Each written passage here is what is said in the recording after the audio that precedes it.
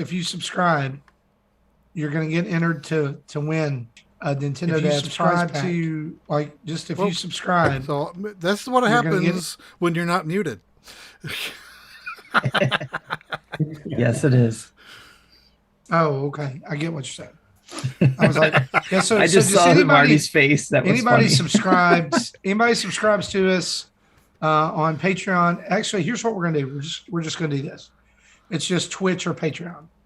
If you subscribe to us on Twitch or Patreon in the month of September, you'll be entered in a drawing for a Nintendo Dad's prize pack. Nice. Oh, nice. Did you put that in the prize area or contest area? I'm gonna announce it at the top of the show when we talk about Patreon. Cool. And I'm also gonna hit it at the end. So maybe remind me of that because I'll forget between now and 11 o'clock. Because it's when it's gonna be. It's gonna be 11 o'clock. All right, things looking good. All right, Tim. All right. I just added that to the contests under Community Spotlight to help remind you there. Oh, and by the way, one other thing too before we start. John and Drew checked with me about we've done the monthly mayhem for the golf. Yes. Or the big prize. Yes. About going back to the old monthly mayhem, $25 a month. Okay. And I said, sure. I mean, cool. It's there. Nice. What it's for. So, yeah, I presumed that we would go back to our traditional format. Yeah, they're gonna talk about it, and I think they've got something planned for WarioWare. Cool. So, but we don't know that. Let them. We don't. I mean, yeah, I don't know. They're going to talk about it and get back with us. Yes. Awesome. Well, I'm ready. Are you guys ready? Ready. Cool. All right. Let it rip. All right. And we're live. We're good to go, Jesse? Yes. That would be a yes. All right. 3, 2. Welcome to Nintendo Dads, episode 341, recorded on September 2nd, 2021. On tonight's episode with special guest Easton. Getting there. Eston. There you go. Now you had it there. Solo something. We talk about upcoming game releases, Game Boy and Game Boy Color rumors, and a slew of Pokemon GO events news that Justin is totally going to miss out on. Jesse, you know what to do.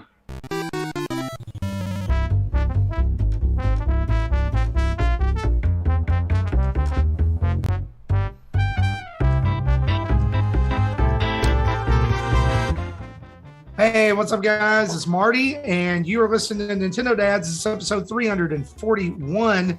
It is September the 2nd, 2021. We are less than 35 days away from Nintendo Switch OLED and Metroid Dread. I cannot wait. Joining me on the show tonight is a wonderful slew of super... I was trying to alliterate and just ran out of words. But yeah, we've got some of our normal cast and one of our Patreon producers on the show tonight. So let's go around the horn here. Tim Off, how you doing, buddy? I'm doing fantastic. I'm super excited because I have a new phone that I've been dealing with. You know how that goes. If you get a new phone, you got to re-sign in and everything. But I'm excited because it's a cool phone. Okay. And yes, the Game Pass Cloud works on it, so that's good. Nice. I'm also excited because I got a new case that I talked about on our YouTube channel about for my Switch, the Skull and Company case, which I'm loving it because the grips colors matches my Skyward Sword Joycon. So that's cool. I'm spoiled this week, so I'm extremely happy. That's awesome, dude. Speaking of awesome, Jesse Waldack, how you doing? Pretty good, though my wallet isn't doing very good. So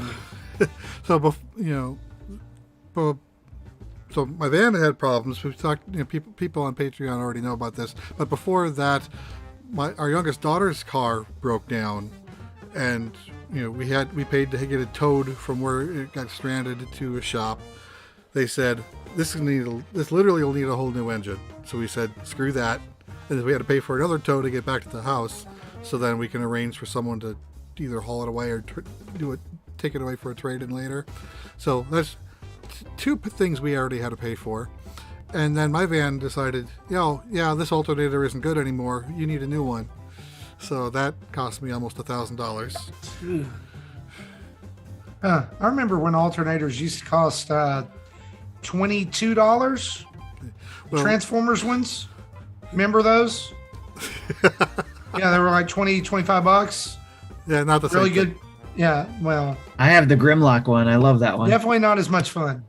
I was a Soundwave guy through and through to the end. Awesome. That voice you are hearing, guys, is our Patreon producer, Eston Huff, joining us. If you're in the Discord, you may know him a little bit better as Solo something. Eston, how you doing this evening? I'm doing well. Thank you. Yeah, definitely. Yeah. And yeah, look, we are so excited to have you on the show. And we try to have all our Patreon producers on the show.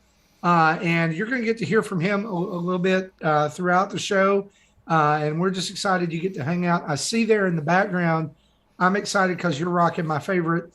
I love the Skyward Sword Joy-Cons, but I am so partial to the purple and orange Joy-Cons. You can see them there. well through the camera. Oh, wow. Okay. Very good. Yeah, it's nice. Yeah. You got your PS5 there laying sideways. Jesse's got the purple and orange. Tim, do you have purple and orange? My daughter has those. Okay, well, that's in your house. Yes. So purple and orange gang for life. That's right. That's it. Purple and orange gang. Anyway. Until next month, then it'll be the white gang. SAZ in the chat says... Is that Plorange? Plorange? Plorange? Plorange. SAZ in the chat, guys, is saying for a half second he thought we had Mike D of the Beastie Boys on tonight. Checking out Solo something over there. I won't be singing Intergalactic Planetary, and I won't be singing anything of that nature. I love their music. That's my favorite Beastie Boys song. I have a soft place in my heart for Intergalactic. It's so good. Yeah. Guys, here's what we're going to do. We're going to move on and talk about the very brief news that we have. So let's dive right into our news, shall we?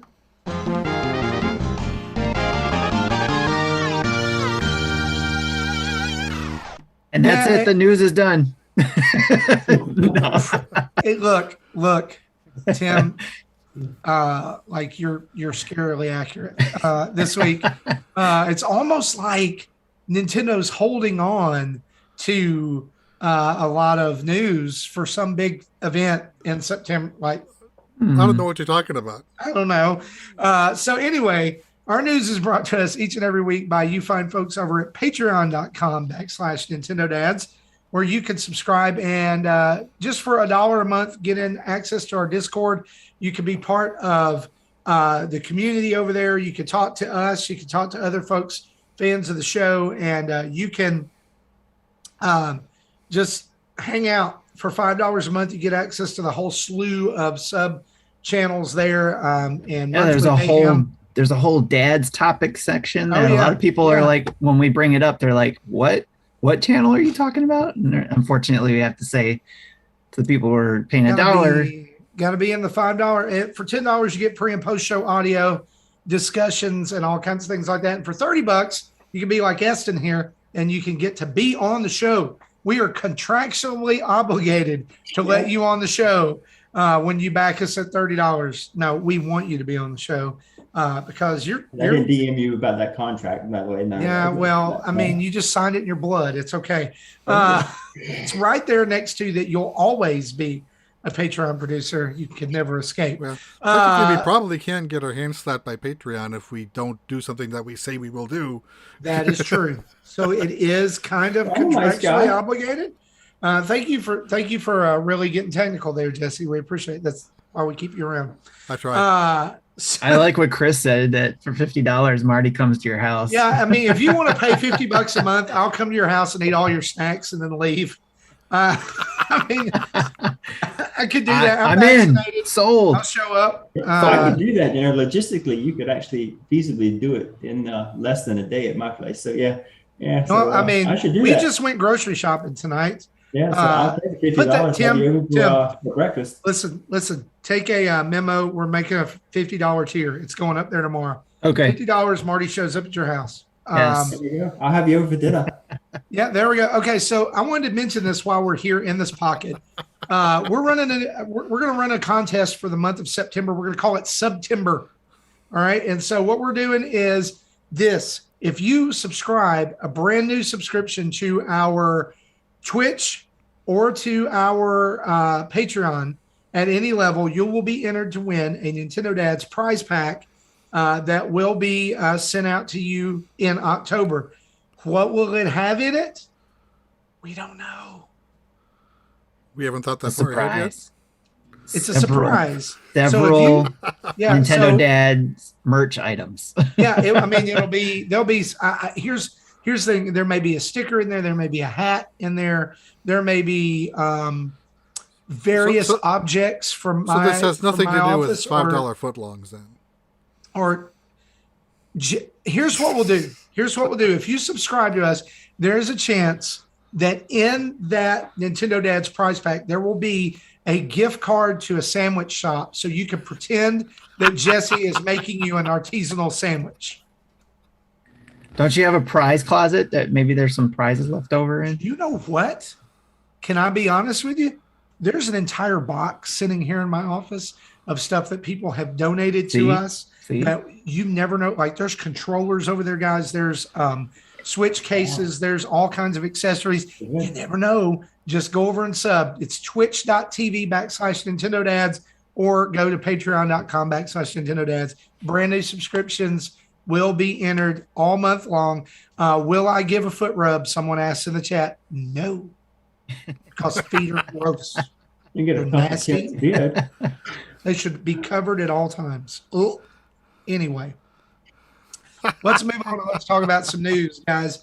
Really, the biggest news this week is game release updates. And so let's run down some of these. Cruisin' Blast now has a release date, September 14th. That's coming out. I'm going to be honest with you. Between this and WarioWare and some other titles that we're going to talk about, September is becoming an expensive month for me. I remember 2019 September was pretty beefy too. Yeah, it's like they yes. We made many jokes about that. Yeah, I've already pre-ordered. I cannot wait for Cruisin' Blast. It's a racing game, Tim, of course. This is you. That's like a Tim game. Yeah, well, I've always loved the cruising games too, like just like to pick up and play in the arcade. But I remember playing. Which one was it that came out on 64 back in the day? Was it just Cruising USA? Cruising USA, I think, right? I didn't have a 64 though. So didn't San Francisco also come out? Are you? I think you're thinking of San Francisco Rush. Cruising USA. Maybe that was a totally Cruising different World. Game. Cruising World. Cruising World. That's it. Yeah, it's different tracks from all around the world. Toem, Cruising Exotica, which is one of my games that I loved from the last Indie Direct. It's basically like Pokemon Snap, black and white, with some weird birds. That's coming out September 17th, way sooner than I thought it would. I can't wait for that one. Nickelodeon All-Star Brawl has finally gotten a release date of October 5th on Switch. Did you know that was coming to Switch? We did, yes. Okay, I didn't apparently. Honestly, y'all, I'm going to get Nickelodeon All-Star Brawl. I wouldn't blame you. It looks like it'd be fun. It's got the guy from, oh gosh, it's got Nigel Thornberry as one of the characters. As soon as my son saw that, he was like, "Oh yeah, we're gonna get this." You know what I thought would be cool is Zim. It's got Zim. Yes, and that's awesome too. But I also thought it would be cool if eventually they did a versus. You know how Capcom does a versus, fight game. They would do Nickelodeon versus Cartoon Network. Barbera. Oh, that's never going to happen. That's never going to happen. Well, we said Nintendo and Sega would never happen, being friends, but that's true. I mean, we're starting our campaign. Put Mario in the ball. That's a hashtag. Yes, Mario in the ball. It needs we're going to happen. from getting the robot Shinji to Mario getting the ball. Yeah, that's it. That's it. So October 5th, I'm picking this game up. That's going to be, by the way, 3 days before Metroid Dread. So it's probably going to sit on my Switch and get played twice and then never played again because of Metroid Dread. Right. What was that? I said, but you'll have it there waiting for you, though. That's right. That's right. It'll be there. Mecha says Dexter versus Jimmy Neutron. Ooh. See, I'm giving the edge to Dexter. So much that could be done between those two. Viacom owns Nickelodeon. Doesn't Viacom also own Cartoon Network? I don't believe the same companies own it. Tim, Paramount. Here he goes. I saw the light on Tim's face change, which means he has now switched to Google. Turner owns Cartoon Network. Oh well, then yeah. I mean, we have a better chance of seeing WCW wrestling versus Cartoon Network than we do anything. Okay. Right? The Atlanta Braves versus Cartoon Network. But anyway, yeah, it would never. I would like to see Hanna-Barbera characters come over because they have the Kung Fu Louie and stuff like that, and Gray Fate and stuff like that come over. Because those, when they said Nickelodeon, I had to research who did I know from Nickelodeon back in the day. But then when I was like, you named Hanna-Barbera, I can all of a sudden start thinking, but the thing is, this isn't Nickelodeon from back in the day. This is Nickelodeon from 2000s when we were probably college or older. No, I mean, it's not a lot of old Ren characters. Or Stimpy in there? Yeah, it's got some older guys. Ren or Stimpy's one of the Real Monsters is in there. I guess those Arnold. I guess so. Yeah, but most that's 90s. That's Johnny 90s says stuff. A little 90s stuff. Yeah. I guarantee you. Can I make a prediction here? One of the secret characters you're going to unlock is Rocco from Rocco's Modern Life, and that's going to be awesome. I can't wait. But really, if all of a sudden you're fighting and then there's a siren, and then all of a sudden they start playing the Doug music, it's over. It's Doug. That's a mic drop.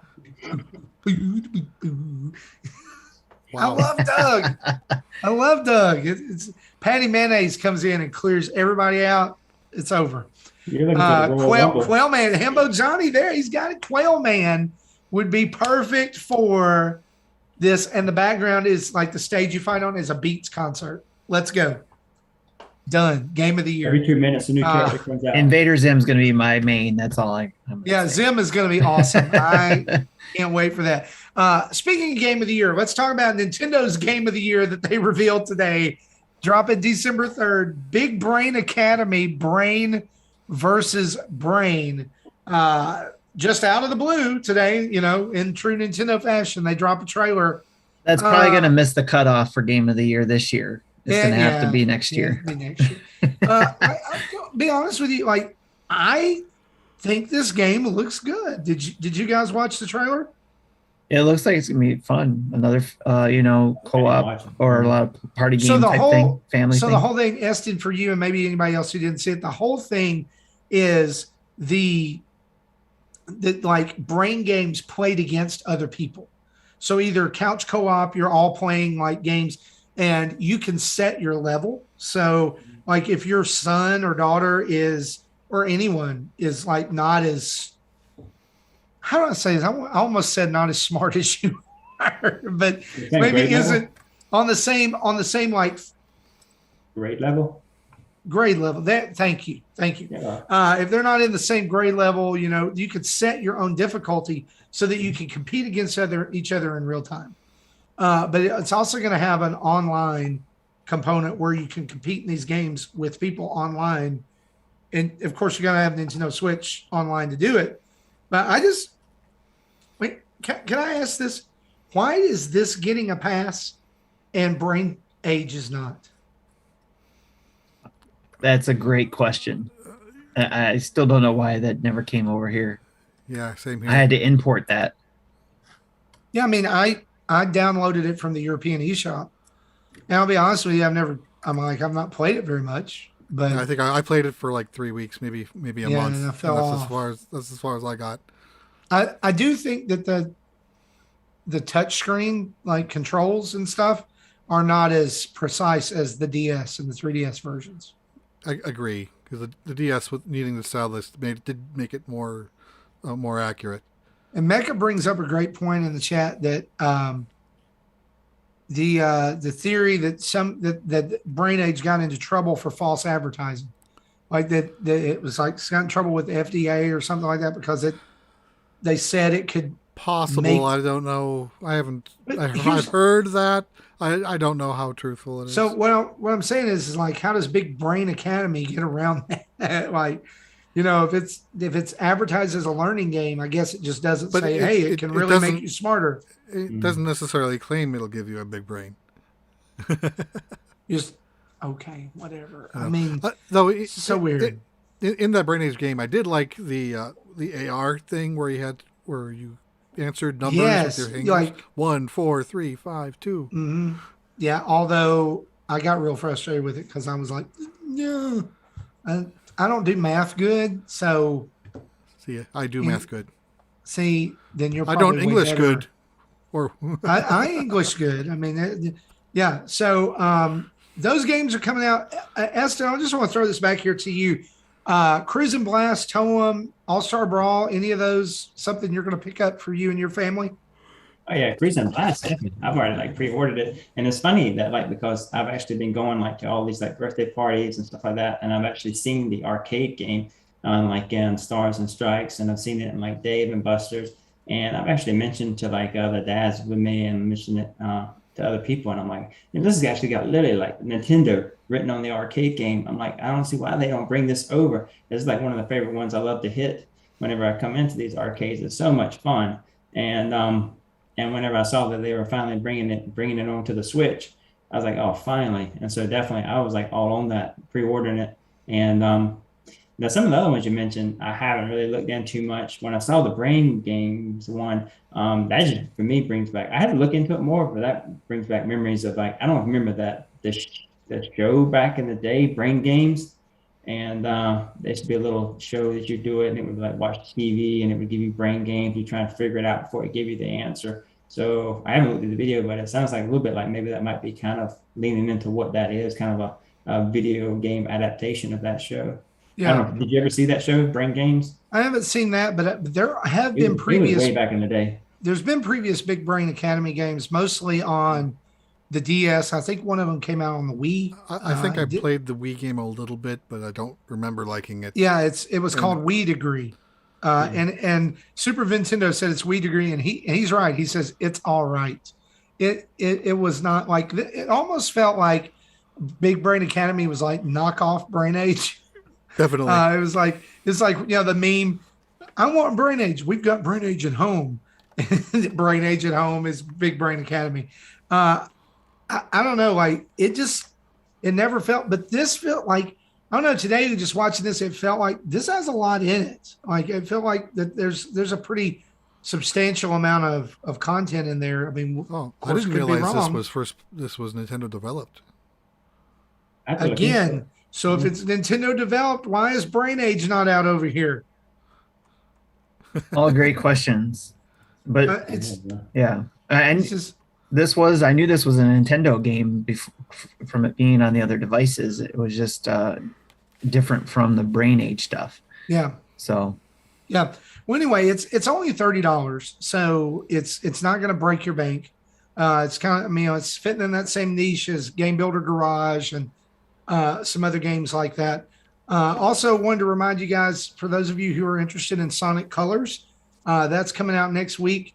You can download the deluxe edition now, and you get 4-day exclusivity and some DLC. And speaking of DLC, our content train on Super Monkey Ball Banana Mania keeps rolling this week with new announcements.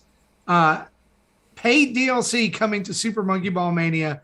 Hello Kitty in the ball. You can download that and be Hello Kitty. I mean, why would you not want to be? I still say Agresco is better than Hello Kitty. Right. Be great. You collect guitars or coffees. I mean, I would be down for that. Also coming to the ball. I don't know if I'm pronouncing this right, but Jesse, I'll let you call him what you did earlier. But Suezo yes. from Monster Rancher is also coming to Super Monkey Ball, Banana Mania. And what did you call him? I called him the giant orange booger with one eye. Booger. Yeah, it's hey, that's so appealing in today's vast video gaming market. This game also launches pretty soon, I think at the beginning of October, right? I can verify that. I think. Or not. It's not on the October website 5th. October 5th is when this is coming out. And so that means they have an entire month to continue to put characters in this game that make absolutely no sense. I'm still saying they need, like, we've got an Olympic collaboration. Come on. Right? So, yeah. So here's what we're going to do, guys. Literally, that's the news. And so we're going to pause right now, not only for a word from our sponsor, but to let Tim work on a fix for his audio. So let's go over to that sponsored clip. Okay.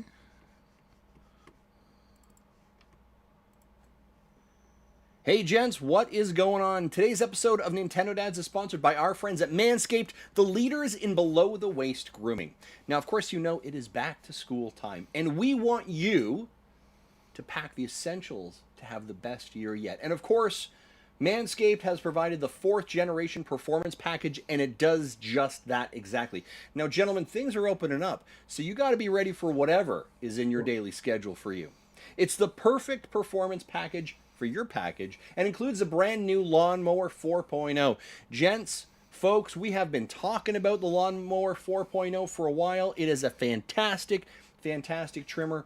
Body trimmer all over. Of course, it does below the belt trimming fantastically to avoid any kind of nicks or snags for areas you don't want nicks or snags for. Now, gentlemen, folks, go for the valedictorian of ball trimming and join the 2 million men worldwide who trust Manscaped by going over to manscaped.com and insert the code NINDADS. That's NINDADS for 20% off and free worldwide shipping.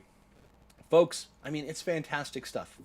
Fantastic stuff. Of course, again, check out the Lawnmower 4.0. And if you're interested, you're over there, you're over on Manscaped website. Head over and just click on the performance package. There is so much amazing content in there, amazing devices, lotions that can start you off on this amazing journey of Manscaped. I started it like a year and a half ago.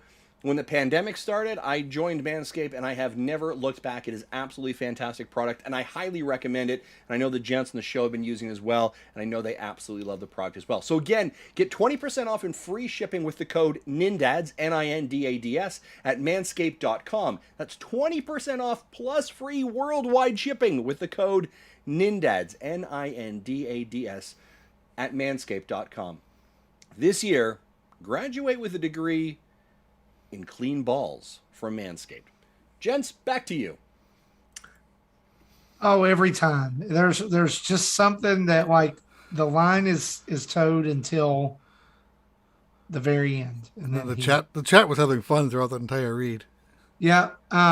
So the recommendation here is that Manscaped needs to be the next DLC for Monkey Ball.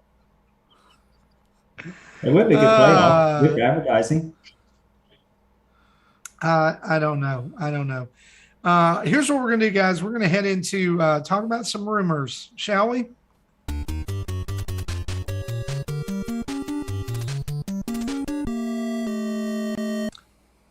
All right, so really just one big rumor tonight, and it is a big rumor. The rumor is that Game Boy and Game Boy Color games will be coming to Nintendo Switch Online, quote, very soon, in air quotes.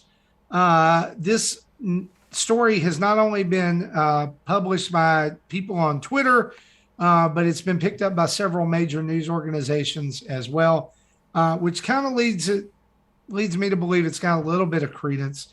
Some other things to kind of lend smoke or fire to where there seems to be smoke. is that when data miners have gone through the Nintendo Switch Online apps, they found 4 different emulators, one of which was for NES, obviously, one of which was for SNES, 2 of which have not been used yet. So very well possibly could become this. Jesse, you and I have been around the block for a while. We remember when the Game Boy launched. Yes. In fact, I remember going to my local Toys R Us and getting my Game Boy. Sadly, both of those things are no longer in existence now. But talk to me here. Like, what do you think about the Game Boy rumors? Do you think we're finally going to be seeing this? I'm not saying that this is not possible, but this is the first thing I thought of was I will believe it when I see it. Yep. Yeah, Eston, what about you, man? Number one, I mean, you are a dad, so you kind of fit the time frame. Did you play some Game Boy? Did you have a Game Boy back in the day? I had a Game Boy. Interesting story. I actually got the first OG Game Boy. That came with Tetris and played Tetris, so it was like mind numbing. And then what was another game I had? God, way back in the Rolodex now. Was it like Gradius, where you actually, if you flew the ship and you had to take out things before they hit you and stuff like that? I think I played that one. Basically, And think I of think anything. I think the term Rolodex dates you as well. That's true. I was thinking that, like, no one knew my age. guys, But, I had such a huge library of Game Boy games. I had games that, like, people have probably never even heard of, because, like, it was just like, it's a Game Boy game. I mean, I remember playing. There's this one game that I was obsessed with for a while. It was called Bubble Ghost. Has anybody ever heard of Bubble Ghost? Never heard of that one. Okay, so in Bubble Ghost, you are a ghost that blows a bubble through like these rooms, like through a castle, to make it to the end, so that like you'll get to be alive again. I don't know why it's a bubble, but yeah, it's weird, and yeah. the other guy in chat, I had TMNT on the Game Boy too, but yeah, sadly mine actually got stolen out of my gym locker at school, and my parents said, "Well, you didn't keep up with your stuff, so your lesson would be like you have to suffer without a Game Boy for a while." Dude. And I never got a Game Boy ever again, and so I want to mention here that memory that living into me. Chris in the chat mentioned a game that I have not, like, completely got wiped from my memory for a while, but now it is back, and I now have an obsessive need to play this as soon as he said it, because it used to be one of my absolute favorite Game Boy games, and that is Solar Striker. Came out on the Game Boy. Guys, this is actually a Nintendo published title that is a top-down shoot 'em up, like in the vein of 1942, 1943, except it's futuristic. I remember this game like on many a car trip to my grandparents that live 4 hours away. I need to, like, this game needs to be in the package if it comes. Like, why have we not gotten an updated of this? I've never heard of this one. So Solar There's a lot of Striker. great Game Boy games that could come over that would be really like sweet to have on the Switch. I mean, there's like gems of libraries in there. Well, let's just transition this. Tim, are you good? Are you back with us? He gave us a thumbs No, up. he gave us a thumbs down. Okay. which means he can hear us at least. Yeah. Something's going on with him. I asked a question with Game Boy Color and Game Boy games possibly coming to Nintendo Switch. What are your top 5 must-have games? And so I want to know the list, like for all of us. We'll go around the horn here. Hopefully Tim can be back with us. What are your top 5 must-have games? Either Game Boy or Game Boy Color. Well, I haven't had a chance to think of games, so I'll probably think of things on the fly.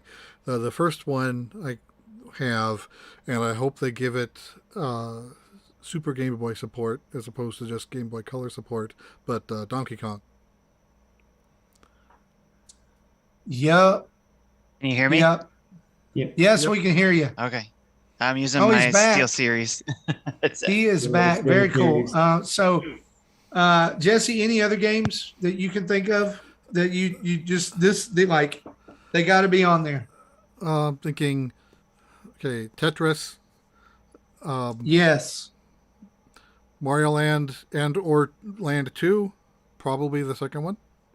But people would probably, I think more people would complain if 2 was on it and not 1 versus the other way around. Yeah. And probably this would be a good time to re-release Oracle games.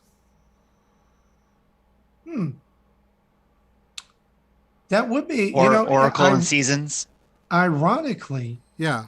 this would be a great time to release those Well, to Seasons and Ages, celebrate they're both Oracle. an anniversary of Zelda.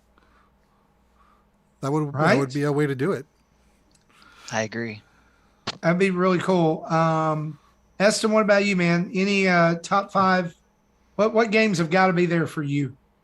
Probably the ones that I just remember from like childhood. Like I had Max Power said in chat there, the Teenage Mutant Ninja Turtles that was on there. Mm-hmm. I'm not saying that's Tetris. I mean, I think we've got that 7 Ways Past Sunday now. And then, but I think if I remember right, there was a Double Dragon that came out on the Game Boy, and I'd like to have that one on there. And like the Gradius game, I enjoyed that because that's just got nostalgia there for me. And so outside of that, I have to like to go back and like look. And other than that, I just tell Nintendo, you know what, hit me, surprise me. The game you mentioned, I'd like to try it. Yeah, I mean, you said you've got fond memories of it, and you said it's a solid thing, so put it on there. Yeah, I'd love to try it. Okay. Tim, what about you, man? Any that just have to be there? All of what you guys all said, for sure. But a couple of them that I wrote down was the Pokemon Pinball. Okay. I thought that would be a cool one to have on there. And let's see. There was another one. Marty, you were talking about those weird games that nobody else probably played, but you did. One I had was called Key, but it was spelled Qix. And it was basically you had to yeah. That's create like the tile boxes. flipping game. No, it was you had to Am I draw thinking of something boxes. else? Like you were in the space and you had to draw boxes to fill in the spaces without getting touched by a lightning bolt, essentially. Oh, okay. I played those games. I always wanted that game, but could never find it in stores.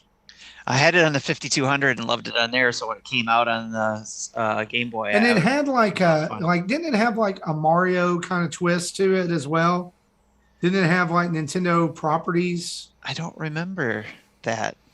I'm looking it up because I seem to remember that like I'm looking at it right now and the ending has Mario and Luigi and Princess Peach standing on top of it, like they're in a like a banquet hall with some toads. Yeah. I guess I never got to that point then. Well, I guess you didn't beat it. No, I didn't. Yes, I always wanted this game. And then the other one is for sure, this would be the third one, Pokemon trading card game. I think would be really cool, even though it's a different that way was of another playing. one that was on my list, but I forgot about it when I was listing my games. Yep, that one. And some of the ones you guys called off, I'm trying to go through my list here. Oh, there was a Blaster Master on the Game Boy Color called Enemy Below. That one I didn't get to play, but I would love to be able to give that one a shot. I got you. So I'm gonna go right here. Maybe these are some deep cuts, maybe not, but I like a lot of ones are like the more popular ones you've already said. I gotta echo, like I want that original Game Boy Tetris, if not just for the fact that those sound effects take me back to my childhood, right? Like I want that version of it. That's why that's my favorite Tetris 99 theme is the Game Boy version, because there's so much nostalgia there. I also want Gargoyle's Quest for Game Boy.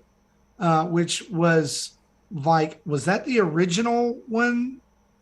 Because it seemed like there was some history there with it, maybe. But it was released in Japan on May 2nd of 1990. And it was like the first time that you were able to play the demon from Ghosts and Goblins. The Red Aramer is his name. Oh, wow. Wasn't there a Super Nintendo game that was like a sequel to that? And it's here's the thing. Like this game it's kind of like Zelda 2-ish. Like there's an overworld, you move through it. Like there's a story to it. And it's kind of like a role-playing game, but it's action-oriented. What's the name of it? Gargoyle's Quest. I didn't know that existed. The box art is awful. It's atrocious. Another one that I'm going to mention, and this is specifically a Game Boy Color game. I've talked about this on the show before. I don't even know that it's all that good, but it was my first Game Boy Color game, so it has a ton of nostalgia for me, is Wario versus Bomberman. It's literally Bomberman with Wario dumped in it. Like I don't understand. Now somebody's picking up on this. Nymfrindo in the chat is saying this Firebrand was the name of the guy in Gargoyle's Quest. His name was Firebrand. So yes. But it is it's that enemy from Ghosts and Goblins. And then y'all, here it is. This is a game to me that deserves a remake, like Link's Awakening got a remake, but I need Super Mario Land 2 6 golden coins. Yep. If That's it's on my not list on too. there, it is atrocious. Atrocious. That game is one of my favorite Mario games simply because of how strange it is. And I need it. I need it in Super Mario Land, the beginning one, because, man, even though it's Game Boy, those Mario Land, that Mario Land music is so good. Those were great games to have on the go. I had a blast playing those games. Yeah. I missed out on the Super Mario Land 3 Wario Land, but I would love it if that came. I had the so I could first check one. that out. Yeah. It was pretty good. It's pretty good too. It's a little short. But anyway. But I would hope that if they do bring the Game Boy and Game Boy Color, although it makes sense business-wise to separate them, me as a fan wants all the Game Boy, from Game Boy, Game Boy Color, Game Boy Advance, on all at once. And I want, if they're going to do it, let me say this. If they're going to do this, I don't need a trickle of 2 or 3 games every month. Exactly. Do it like the Super Nintendo when you brought it out, and have 20 to start with, have several of those games, and make them beefy games. Don't just make whatever. Yes. Bluff. Nothing burgers. Right. Nothing burgers. Thank you. That's a great word. How likely do you think it is that they're actually going to get the original Tetris? I think it's likely, but the thing is that they can't just emulate a second player mode like they did on the NES and SNES and just say this person's hosting it, this person's a guest, and the guest is player 2. They're going to have to properly emulate the link cable and have each person be their own save state and like they're playing on their own device with their own card. I was wondering about that. How would they approach that functionality that they advertised at NES and Super NES? Someone in the, I think it was Mecca in the chat, asked if my Shantae cart actually runs on a real machine. I'm like, yeah, it's running here. You can't see it very well with my background, but it's running. Yep. And since this is a GBA, it's got the GBA enhanced mode in it. That's nice. That's nice. Well, guys, those are good lists. I would add Donkey Kong to mine too. That's a whole nother level Game Boy game right there. I remember getting it and the was it Super Game Boy? Is that what it was called? The Nintendo Super Nintendo? Super NES, yes. Yeah, it was Super Game Boy. That was the Super Those Nintendo two came out on the attachment. same day. I remember getting them both at the same time. So cool. So cool. The last one I would add is the Metal Gear Solid, if you guys didn't mention that one. It was a I don't pretty think anyone did. Forgot. You know what? In searching for these, you know what I found today? They actually did a Tomb Raider game for Game Boy Color. It was 2D. Looks I terrible. forgot about that. I forgot But about that. it's Curse of the Sword is the name of it. But That's not the only thing that's cursed, apparently. it's there. You probably get it pretty cheap. I don't know. Hey, Eston, before we circle out of this, let's discuss. Usually we ask our patron producers if they bring anything, like bring a topic, anything that they would want to talk about going on in gaming. Maybe it's not even Nintendo related. Do you have anything you'd like to discuss? Kind of putting you on the spot. Right. You got me in the hot seat. I gotta fire it right off the top of my head. I don't really think of right now. I mean, not because I know we were all like saying the pro when Switch Pro's coming and we got our OLED, and I just know a lot of people were like disappointed in it. But I mean, I actually am happy with it. I mean, I think it's a great little thing. I mean, I wasn't looking to go like 4K on a handheld device because I'd be looking to plug it in about like 90 minutes time, I would imagine, if it was a 4K screen. That's true. And plus, I can imagine how hot that might be holding in your hands. You'd be holding a thing of ember, and potentially. And so running all those graphics and all those moving screens. So I'm happy with what they did, and having the landline import on the actual dock. I mean, I'm happy. I know the internet pretty much ran them through the coals twice just for good measure to make sure, because they were just unpleased with what they got. But I mean, I personally, I'm very pleased, and I'm stoked to be getting what I've got. And I mean, like I said, I got the PlayStation 5, so I mean, if I wanted to go ultra high graphics and stuff like that, I would. But to be honest with you, I mean, I have the PlayStation 5, but I'll tell you, like, just internally, when I feel the need to play a game, I feel drawn to my Nintendo Switch more than I do my PlayStation 5. I actually own, I mean, you can't see it in camera, but I actually own like 3 PlayStation games down there. But I've got like, gonna be a bit embarrassing probably, but I've got like 32 physical copies of Nintendo Switch games down there. So. Not embarrassing at all. Yeah, some I'll never open just because of the value of them and stuff like that. But yeah, those are imports. But yeah, so that's I guess if I had a topic, it'd be that, and that I'm pleased with the outcome now that the smoke is cleared and what all we're getting, and I mean, and the games we're getting on it, the Metro Prime to kind of come with it. Yeah. And I don't know if you can see with my right shoulder, probably can't with the camera and stuff, but I've got all my Metroid Amiibo lined up on the little end table over there. Oh, that's what those are. I knew those are Amiibo. I couldn't tell which ones they were. I like it. Well, Ridley, 2 Samuses, and then the actual Metroid itself. Yes. And yeah, so I'm eager to plug them into the game and see what all they do for me and stuff. So, because I'm pretty sure they'll have especially if they're re-releasing a Ridley. So I'm interested to see what all they do. So I'm excited to see. I might have answered your question. I have a problem. You have to forgive me. I mean, I'm the first time as a guest on here, but your first time really talking to me on camera. But I kind of really, when you start asking me a question, I kind of like really go off and just let the conversation just flow like water and just go where it goes. So if I'm not concise, just give me a verbal cue or something like that, because that's just how I talk to people. Just let things just take on a life of its own. I was going to say, for the OLED comment in regards to that, I'm excited to see what the games that I've, haven't played in a while, what they'll look like with the OLED and stuff. Because I love the OLED when I had it on my Vita. It looked great. Mm-hmm. It would look great for those games. So I miss it. I'm happy I got a Vita again, but it's the LED version. But I'm not complaining. Don't get me wrong, because someone graciously gave it to me, so I'm happy to have a Vita again.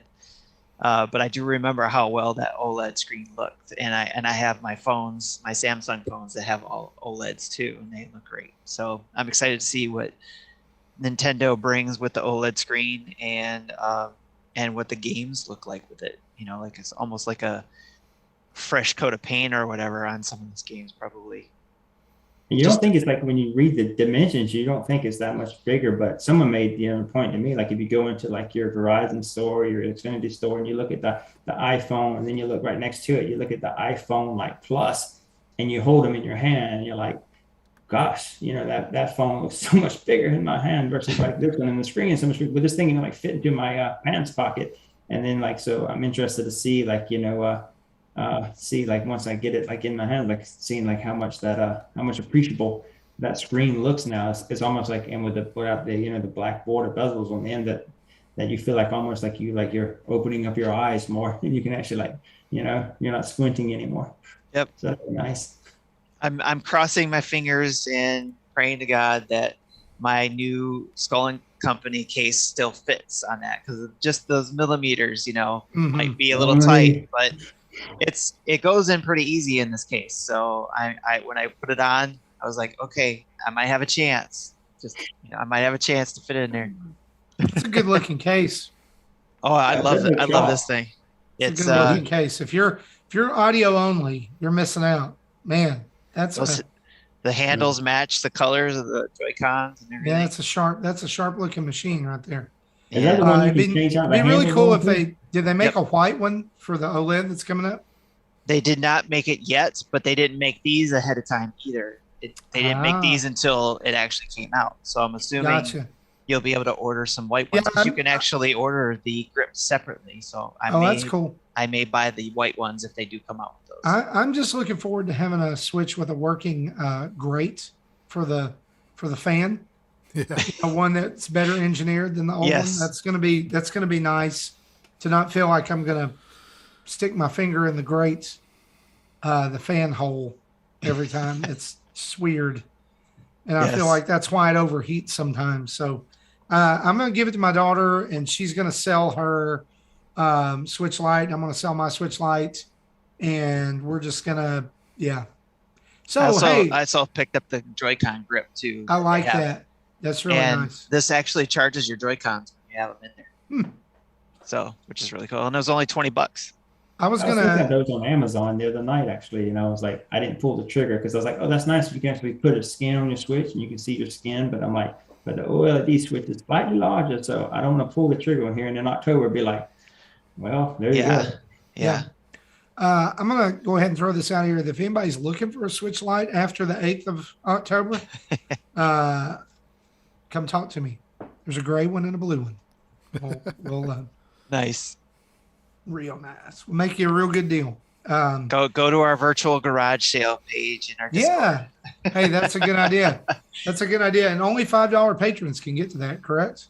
No, anybody actually can get to that. Anybody can do that. It's not locked down. Yep. You can do that by going over to patreon.com/Nintendo Dads and joining up in the month of September. You also get entered into a cool contest. You'll hear more about it at the end of the show if you skipped over the front. And we hope you didn't do that. So anyway, it's now time for Justin's favorite part of the show, Jesse's PokéMinutes. Pika, pika, Pikachu. Okay, I did set up a 2-minute timer. I highly doubt I bet I'm going to go over, but we'll see how it happens. So, Pokemon Go updates September. The weekly research breakthrough encounter is Ditto. 5-star raids that started yesterday is Lugia until the 14th at 10 a.m. At that point, Uxie, Mesprit, and Azelf, depending on whatever region you're in, will be in raids until October 1st at 10 a.m. They're going to continue the weekly 1-coin bundle that they started last month. That'll continue every week this month. And sometime in September, a new evolution preview screen will appear in a patch later this month that'll show the current Pokemon CP, the evolved form CP, and what battle leagues the evolved form can qualify for when confirming if you want to continue with the selected evolution. I'm not sure what that looks like yet, but it sounds like it would be useful information. Okay, yesterday started the Season of Mischief. This season will focus on an adventure featuring Confined Hoopa, the Mischief Pokemon, which you'll be able to encounter early on in this season's special research story, Misunderstood Mischief. It started yesterday at 10 a.m. and it'll go until 10 a.m. on December 1st, local times. There'll be 8 special researches starting. It'll start throughout the next 3 months that tells the entire story. Those who complete the story before the end of the season will get access to a special event that might have something to do with Hoopa. 4 special research tasks in September. Welcome to the Season of Mischief started yesterday. Hoopa's arrival will be on the 5th. There'll be 2 other tasks on the 8th and the 21st. Then there'll be 2 special research tasks in October and 2 more in November. Hoopa cannot be transferred into Pokemon Home at this time. They said that it will be available later.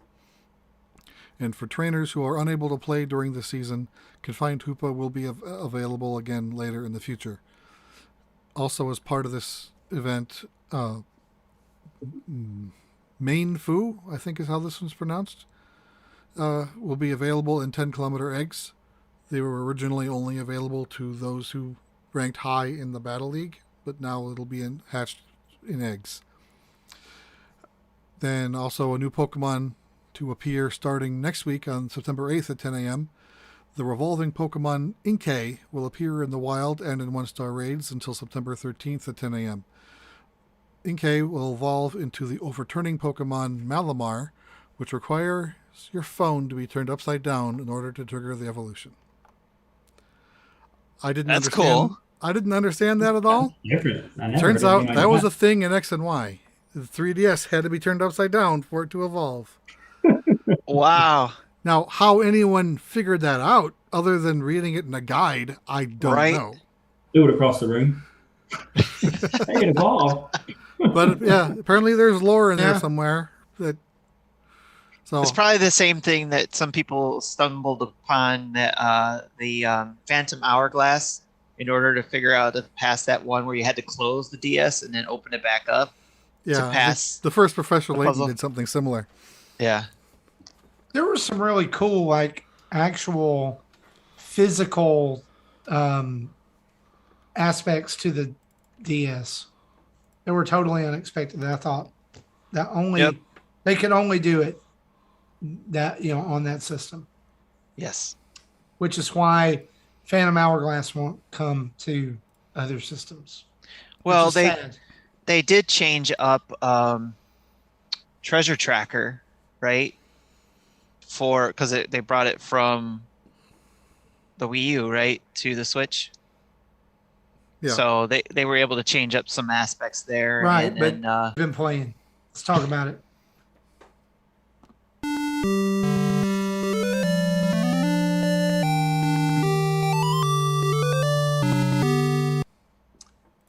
So, Solo, Eston, you're our guest. That means you get to go first. What have you been playing?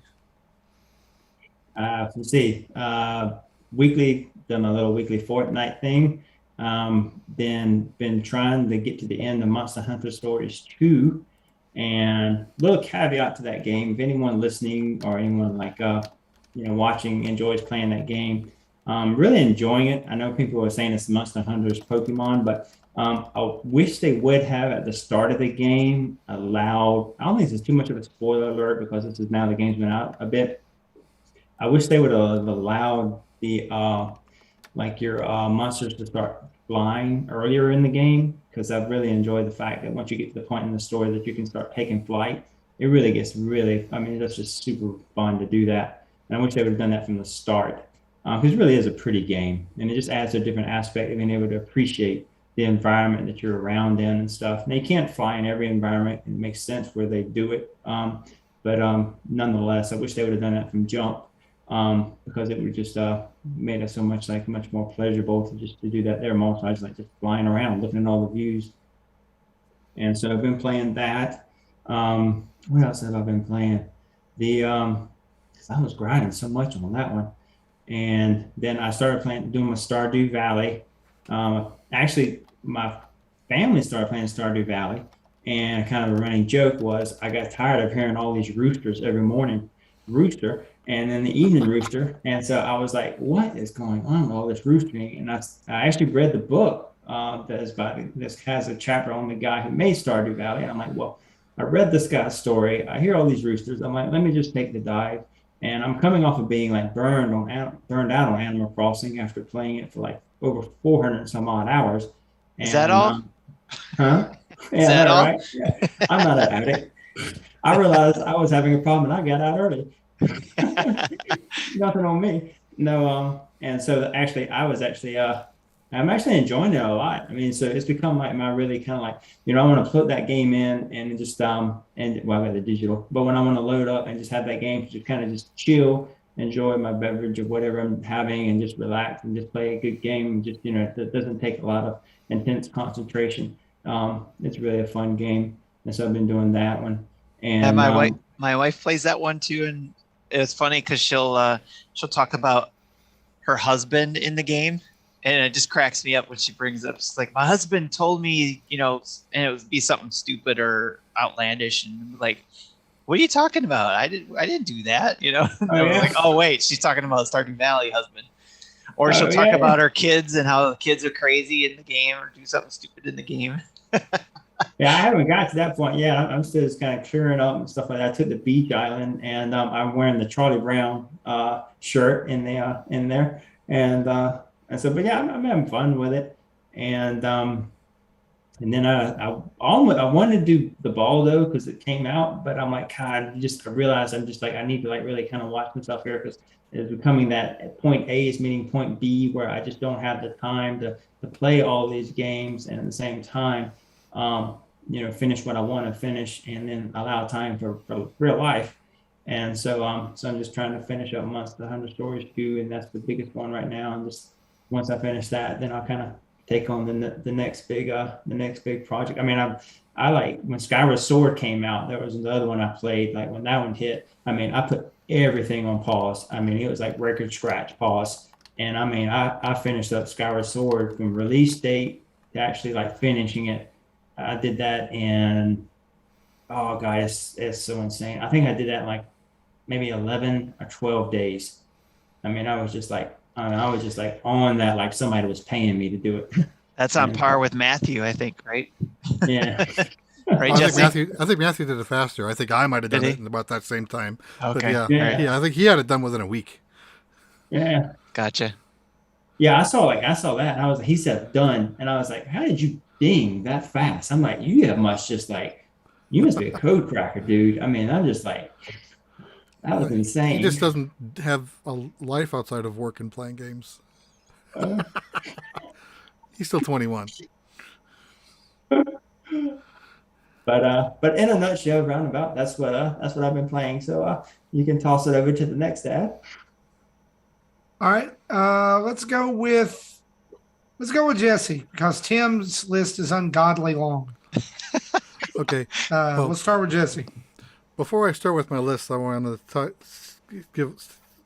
talk about what I tried to do with my Xbox today.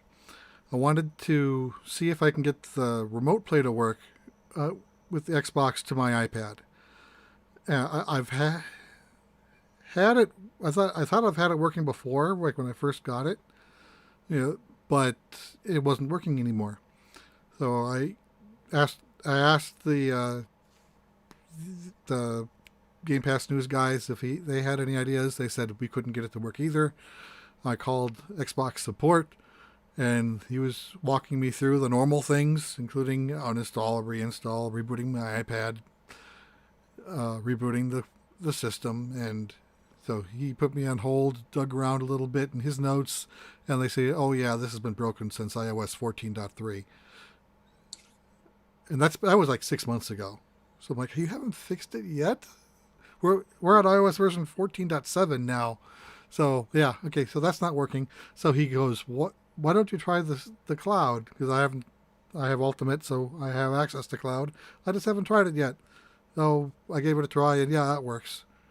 So at least I have access to that if I need to. But I was still hoping for actual remote play for my system, because I don't know if save states transfer this well or not.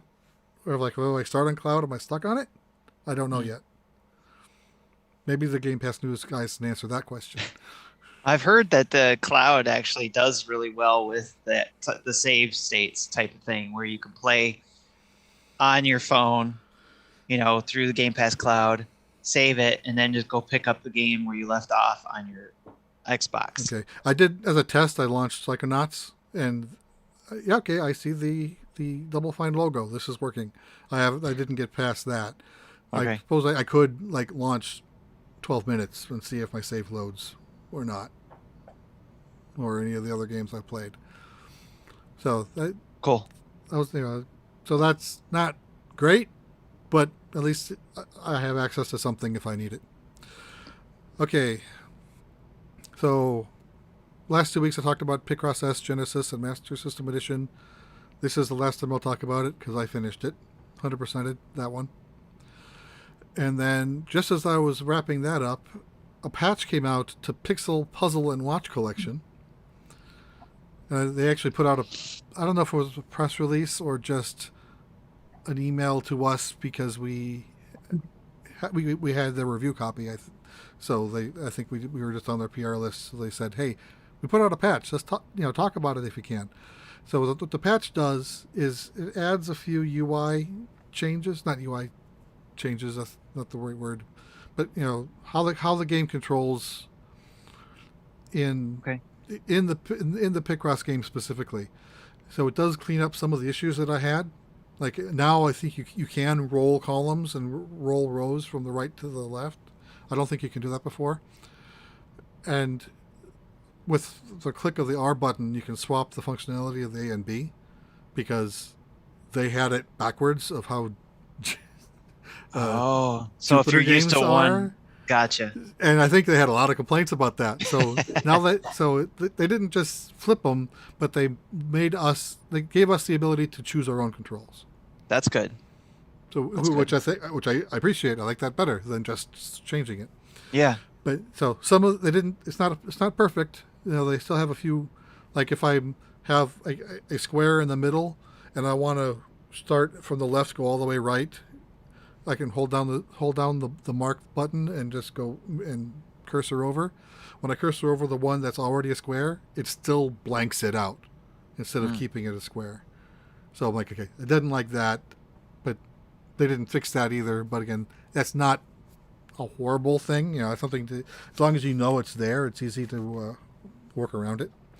So it's a better game than it was before. And I actually, the first time through, I only did like the first 3 or 4 puzzles when I did my video, and I didn't get a chance to go back to it.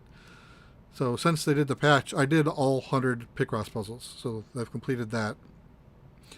I tried the loop mode where you're trying to draw a loop around a 6x6 grid where certain numbers have to have a specific number of lines adjacent to it. I can't figure that one out. I tried 3 or 4 different puzzles and couldn't get a single of them done. So I think I'm done with this game. But it's still, at least I did get more time into it. And now the last game. If you liked my last video or I rage quit, you're going to love this one. Because it happens again. I'm going to have to watch it now for sure. This is Club Golf Wasteland. So the premise of this is something happened on Earth. It is now basically inhospitable to humans. The ultra rich were able to flee to Mars. And so what's left on Earth is kind of a tourist destination. So people come back to Earth to play golf on just these makeshift golf courses that are set up on these abandoned buildings that used to be art galleries or used to be an office building. And there are like these mutant animals that are still around that you knock the ball in the back of this giant giraffe's back, and then it'll roll down to its tail, and he'll go flick, and then the ball will fly around somewhere else. So, but the thing is, this is on a 2D plane, not a 3D golf thing. So, you'd think, that might make the game easier. And early on it does, because you don't have to worry about depth. It's just X and Y axis. But this game later on, and again, I only played for half an hour, so not all that much later. It requires a lot of exact precision of where to hit the ball, because if you hit it too soft, you miss a ledge. If you hit it too hard, it'll hit a back wall and knock back down where you need to hit that ledge for you to be able to continue increasing, because the hole is 10 yards high, so you have to work your way up there. And the controls are not very precise. The control is basically the left stick. It's your angle and power is done by how much you move the stick from center. Then you push the button to swing. And even though my thumb is not moving and I don't think I'm moving the joystick, there's still, you can see the gauge wiggle. So it's not precise at all. How people manage to play this game, I don't know. I wasn't able to do it. Is this? You think it's something that could be fixed in a patch? The accuracy or anything like that? The question is, maybe, but is Jesse going to go back and try it? Well, what the wiggle, maybe, but just in general, like Mario Golf has a wide range of ways to hit the ball, and you can really be detailed and picky about what happens to it. Okay. This is just pull a joystick and push a button. Okay, I gotcha. And that's it. So there's, if they enhanced the gameplay in general to let you have more control, then yeah, it might be a better game. And is this like New Donk City course? It's worse. We're talking about some holes have par 20. No, I'm not kidding. The last hole is a par 1. I don't know what that means because I sure as hell didn't get there. You got to get a hole in one. Yeah, there's 3 modes. The first mode's like the story mode. You get bonus story content if you can hit it in par or less than par, but if you don't, you're not penalized. In fact, you hit it so many strokes above par, it'll let you skip and go to the next hole. But you're missing part of the story. And then the second mode is basically you have to hit par or better on every hole. And then the third is, which you can't unlock until you've beat the middle one, is just you need to know what the hell you're doing to beat it.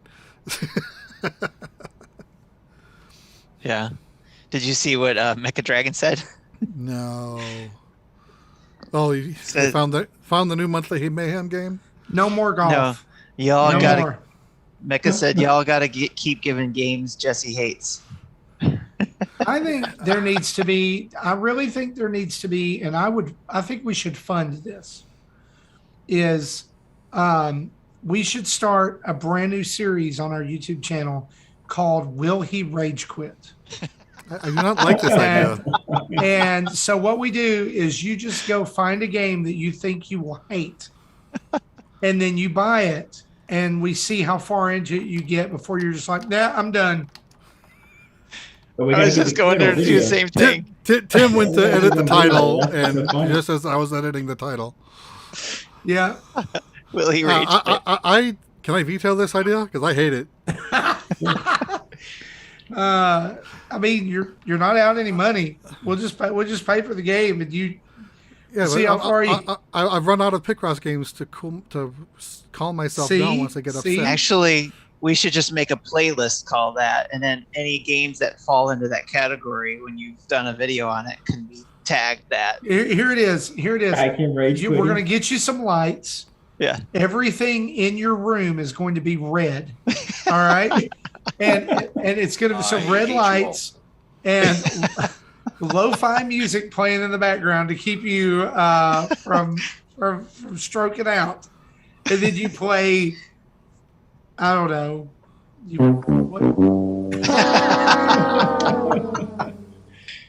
Hey, Marty.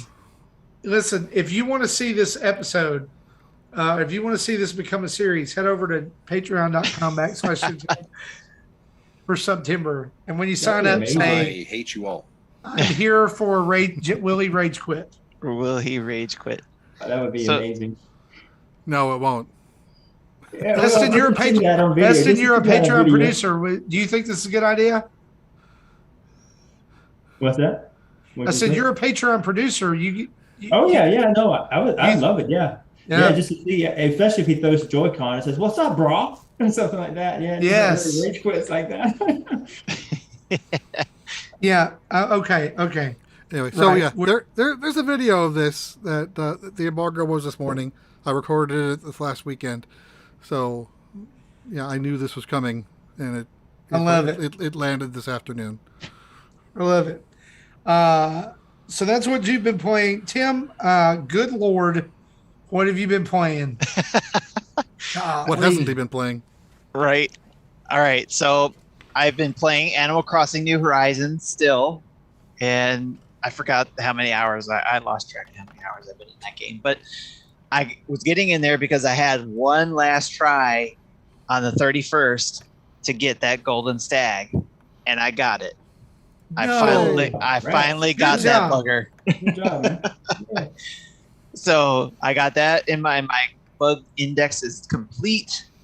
So now I need to go in and now I can concentrate on finishing up my the water creatures, the dive that you got to dive for. So I've been playing Among Us with Sammy, and we've been playing with randos. So whenever possible, yeah, that gets. The couple times we got to play actually turned out to be okay, but it's really hard to get in the game with anybody. Like if I set up a room, it's really hard to get people to come join, because otherwise if I join a game, Sammy can't join quick enough to be in the same game. So, but I'm thankful for the community. Hopefully we'll be able to play this weekend, this Saturday, and because he's been dying to play with the Nintendo Dads community. So did you see Gary warn you about me? Yes, I did see that. I hate I'm going to miss it because I'm going to be away in a place where there's not even any cell phone service. Oh wow. Yeah, it's going to be great. I figured it'd be a tough chance, and especially in the U.S. to get anybody to play because it's Labor Day weekend. A lot of people will be on vacation or out. So Man, if it was Monday, I would love. You know what? So has a great idea here. He says make it private till the ones you have to have get in. Yep, I've done that. We've done that, but still, it's like I make it private. Sammy gets in, but everybody else just pops in, and if not enough people join quick enough, they leave. Oh, okay, yeah. So it sucks. To get any, it sucks. Oh, Fontez. He says in the chat, I said we'd be somewhere no cell phone service. He says, so you'll just be at home then. Right. I hate you. That's good. No, that is a good one. No, it's true. I mean, you when you live somewhere where you have to have a cell phone booster to even make a call, you might be in rural Tennessee. Yes. Yeah, that button is my new favorite button. So Marty, too, if you are home Monday and you want to get a game going, just post it in Let's Play and we'll see if anybody else can join. It depends. I'm honestly, I'm trying to find me a steak to eat on Monday. All right. After being gone all weekends, so all right, we'll see. So after a good steak dinner, come put up a game.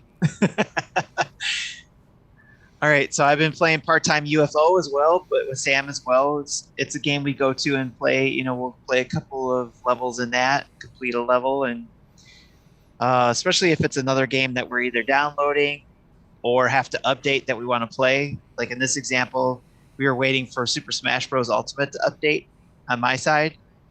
So we played Time UFO, played a couple rounds of that, and then Super Smash Bros. Ultimate finished updating, which is the other game I was playing. We just did a couple battles there. We actually had a lot of fun where I set it up to where there were no items, and your ultimate power or whatever it's called, the thing you get is on a gauge rather than knocking out the ball. So I forget the name of that thing, but you can tell I play that a lot. Right, I can't even think of it. But, I'm sure somebody in the chat will mention it, but I turned it on so it was a gauge that built up instead of just having to hit the ball and then getting the smash ball. The smash ball, yeah. So I mean, it's literally in the name of the game. Smash ball. Final Smash. There it is. Final Smash. That's it. Yeah. Thank you. Thanks, Mecca. Yeah, I turned it on the Final Smash gauge rather than just getting the smash ball, and then we just picked random characters instead of us picking characters. We just hit random, and then whatever character came up, that's the character we used to fight with. So that was pretty fun doing that. Add a little bit different. I think when my son plays with his friends, like he sets it up like hardcore tournament setup. Yeah. You know, no items, no smash, no trophies, no hazards. Nice. That's crazy. Just all the characters just beating each other up. Then I've been playing Townscaper, which there will be a video going up soon for that. And I actually recorded this video a little bit different about this game because it's a very laid back, easy game to play. I think I mentioned it last show too, what it was about. It's basically, it's just you don't have to have money. You don't have to have current in-game currency to be able to build things. It's just basically you just tap on the screen and build up your island into city, into a townscape. So it's really laid back and a lot of fun just to relax and chill. And I was going to go outside and play it and record it, but again, the Nintendo Switch and outside on a sunny day doesn't go very well together. So I wasn't going to be able to record that very well. Nintendo says, no, I didn't say Manscaper. Yeah, Nope, I did not. I did not play Manscaper. I played Townscaper. So, but yeah, there's a video of that. I actually did a recording of me playing this game in handheld because I like playing it in handheld the best because of the touchscreen aspects. So, and Marty, in case you're interested, I used lo-fi music in the background to play while I did that video. Yeah. I also been playing a game called Ultra Age, a demo of it. It's a game that's coming out on the 9th. In fact, I pulled up some information on it. It's September 9th it comes out. There's a demo. The demo seems a little rough, so I don't know if this is a good example of what the game will end up being, but it looked like a hack and slash game. It's an action game, so I like a good hack and slash, so I wanted to try it out. And it's the hack and slash part is a lot of fun. It's basically you can press buttons. You can have combination of buttons to make your sword do a lot of different moves, and you get different weapons too. And if I understood it right, it's actually set into the future. The story, what story isn't apparently these days, but Earth is essentially it's the year 3174, so way in the future. And basically people left the planet. There's scarce resources and all that kind of stuff, and you're exploring the planet. And I didn't get there isn't a lot of explaining of what's going on in the game. I only got that from the eShop explanation. But like I said, right now, the demo is fun as far as learning the hack and slash moves and stuff like that. But the voiceover seems a little rough. And like I said, it just kind of throws you into the game. You don't get much out of the story yet. You kind of have to put it together yourself. But I'd say give it a try. Again, that's Ultra Age. That's what it's called. And there is a demo of it that you can download for free. I also am starting to dive back into, because I've been really, really wanting to dive back into it, the Outer Worlds. And I have an incentive to do that, which is I need to finish my Peril on a Gorgon expansion so that I can try out the new expansion that's coming out September 9th, which is the Murder on Eridanos, or Eridanos. And that I've heard from the other consoles that I've gotten it's a lot of fun, and there's actually multiple ways to play it, or multiple endings to that expansion. So you don't just play through it once and be done. You can actually play through it multiple times. So I'm looking forward to trying that out. And a little secret, I got a review code for it. So I'm looking forward to jumping into it and having something out by the time it releases, so you guys will know whether you want to get it or not. So MSL asks if Ultra Age is related to Ultra Hand in any way. It's not a Nintendo game, so no, it's not. But that's what I've been playing. Awesome. So let me tell you what I've been playing. No More Heroes. That's it. I heard you had a or- little bit of a hard time playing that No More Heroes 3, Marty. What?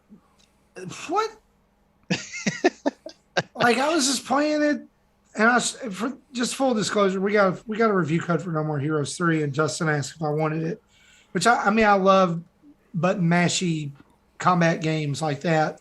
I like that genre, but I'm just like I don't know how I feel about No More Heroes. It's so like the whole time I'm streaming like the first hour of it, I was just going, I don't understand this. I don't understand it. Why is this happening? Who are these people? What's going on? And so like 3's out, and I love the gameplay of it, what I've played, but I'm holding off on it because it's so heavily invested in continuing the storyline that I need to play 1 and 2 before I play this one. I had 1 from a review code and it kind of fell on the back burner and I never finished it. And so right now, literally, I'm about to fight the final boss in No More Heroes. But like, Okay, so you are playing the first one. Okay. and that's what I'm playing. I'm playing the first one. So like Gotcha. at the risk of making people like kind of upset, like I just think it's real cheesy and it's supposed to be. well, is it? Yeah. Or is it like I said something about it today on another group and they were like, oh, the joke went over your head, bro. And I'm like, It's probably maybe not your type of humor either. Like, well, let me say this. Here's the thing. It's the video game equivalent of like games like Cards Against Humanity. Okay. It's funny the first time. And then after that, it's just kind of like, oh yeah, I guess that was supposed to be funny.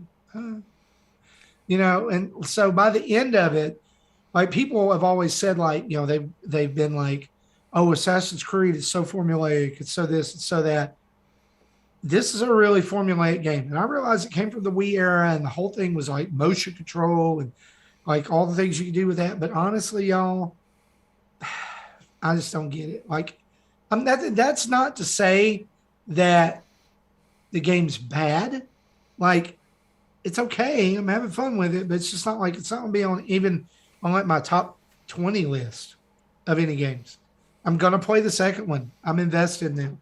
But I will say that from playing 1 and then jumping right into 3 is such a huge leap and bound gameplay wise above 1. Okay. So I'll finish that up here in the next couple of days and start on 2 next week and then get around to 3 eventually. So that's what we've been playing. Let's turn on the community spotlight and round out the show.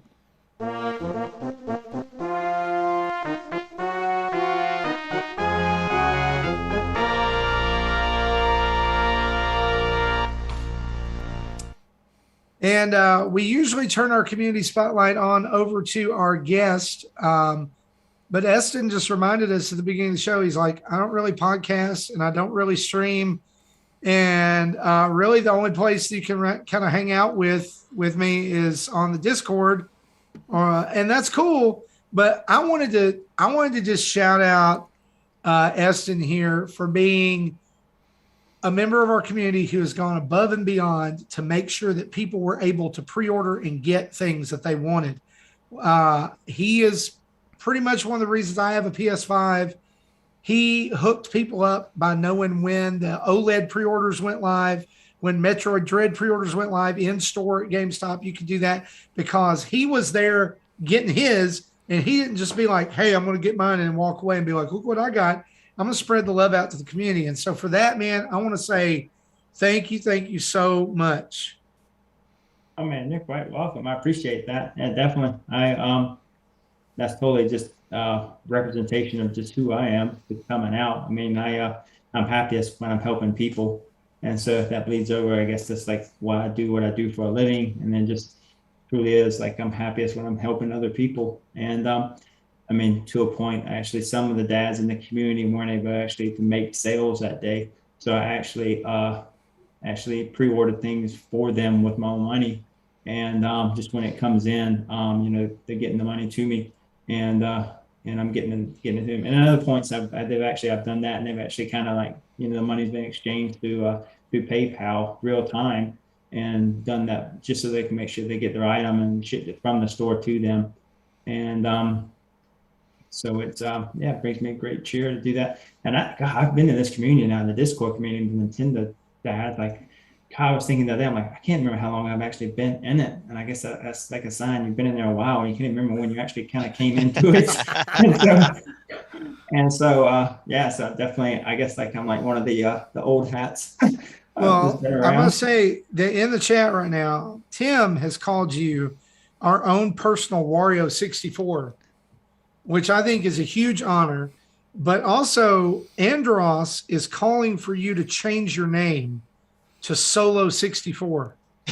And I like it. I like it. Solo 64. Chris NHL also says, and I know he says it's Chris HL. I'm going to call him Chris NHL 94 until the day we die now because of everything. Right. But he says that you are the spirit animal of the Nintendo Dads. I agree. It's fantastic. Oh, yeah, thank you all. I mean, rather than type it, I just say it. I mean, it really does touch my heart. I really do appreciate all of that. I by nature, I'm a very sincere person, and so when I say I'm gonna do something, I try my best to do it. So I really do appreciate all those kind words and all that generosity. Changing my name, yeah, I'll definitely look into it. Now Andros is now saying Solo something's good as is. He don't want you to have to change your name. But I can personally attest to the fact that the day the OLED pre-orders and Metroid Dread both went up,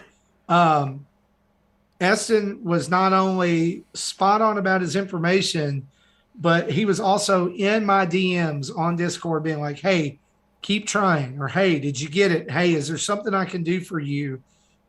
So good. Yeah, I appreciate it. And I definitely, it's gives me big shoes to fill. I mean, I hope I can like live up to all this I mean, this great generosity, but also it's like, you set a precedence, and I don't want to like trip on my own feet. Well, let me add something else to that. This is another thing that we love Eston for, is that you've come in and people have been down and out. You've come in and helped bring them back up with some great advice on, hey, I had a sucky day, or this happened or that happened, and you come in and you've been able to help a lot of people out. It hasn't gone unnoticed. So very much appreciate it. That. Yeah, thank you. Definitely. I mean, I'm just personality wise, I'm a great listener, and I mean, I just don't hear you. I listen to you. And so you're hired. You're hired. Thank you. Yeah, so definitely, I appreciate all that. Yeah. So. Definitely, it's I'm not used to being in the spotlight. I'm more like kind of like background assist. I'm more like kind of like behind the camera instead of in front of the camera. So definitely, it's all these kind words that people are saying and stuff. It definitely, I really does mean a lot to me, yes. And it definitely does touch my heart, and I really do appreciate it. And I'm not used to being that much in the spotlight, so definitely, it's kind of nervous. I will be honest. You're doing great, man. You're doing great. Yeah, I'm humble to a fault, and so it definitely is very appreciative. And I enjoy being in this community and what y'all create, because I mean, y'all are actually, I mean, y'all know this is not y'all's full time job. Y'all do other things too, and y'all provide this community. Y'all provide this board for people like me to come and to find, maybe like you said, people having a bad day and they just seek refuge and just want to just vent, and maybe they just don't want input back. Maybe they just want to vent, move on, or maybe they just seeking just that nugget of just input back and be like, that perspective, and they can kind of say, okay, I get you, definitely, I appreciate that. Yeah. And things aren't so bad. And then other times, just on a lighter note, y'all create a community where, people that love Nintendo can come, or any game. Now we got Xbox on there. And gamers can just talk about games, and or can just like, stuff's coming up. We can always alert other stuff. I mean, there's been other people that put stuff out there too that like I would have missed had not been like Monkey Thunder has like dropped some amiibo that I was able to grab because of something he's done that fast, hooked me up with some stuff that I would have missed had it not been for him. He went out on a limb and got them for me because I didn't respond in time. And it's just But they see things about people that do that for like, people that, none of us have, most of us, some of us have met in person, but most of us have really, what I've seen in the Discord, never really met over like lunch and shaking hands and stuff like that. And Right. for us to kind of do that for each other, just a real good, for me, testimony and something really just tangible, because, I get the amiibo in the mail that fast order for me. So something tangible that shows the type of people that this community brings, and really is something special here. And I'm glad I found it, and glad I was able to just drift my ship in and anchor it and set up shop and set up the village and call home. And Yes. Yeah, that's all because of, like you said, the community. I mean, it started with the Nintendo Dad starting the show long before I got on here, obviously. So they started it and it blew up to this. So, and it's all because of everybody in the community making it what it is today. So I agree with you 100% on everything you said there. Absolutely. And, I think that for a lot of people, and I'll say this myself included, that our community has been a breath of fresh air. And I'm not saying that like toot our own horn but saying it to like say it really is, I think, a special place. And it's become that because of the people. Yep. Like that's not stuff you like bake in, right? I mean, it's like I would love to be able to say, oh yeah, that's totally what we meant for it to be. Like we totally meant for that to happen from the very beginning, but it wasn't. I mean, it was just we have this community, and it's blossomed into something that I think you use the word refuge, and that's so important. Like a place where we can go and get away from all of the junk that's going on in the world today, and like share time with people that understand us. And that's what, like, I was telling my wife today, I was like, we're going on this retreat this weekend and I've got a ton to do, but I really want to go and be on the show because number one, like, Eston's going to be on there. He's our Patreon producer. I want to be there when he's there.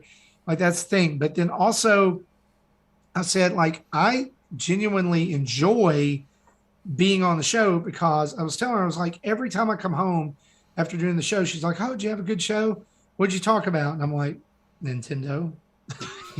Because I know she's not really going to be like, want me to go into this huge long diatribe about what we talked about. But you guys, like, it's like coming home, hanging out with your buddies. We get to just talk and enjoy the same things. It's a comfort, right? And I hope that's what it is for so many other people, really. And so, Solo, we want to thank you for being on the show.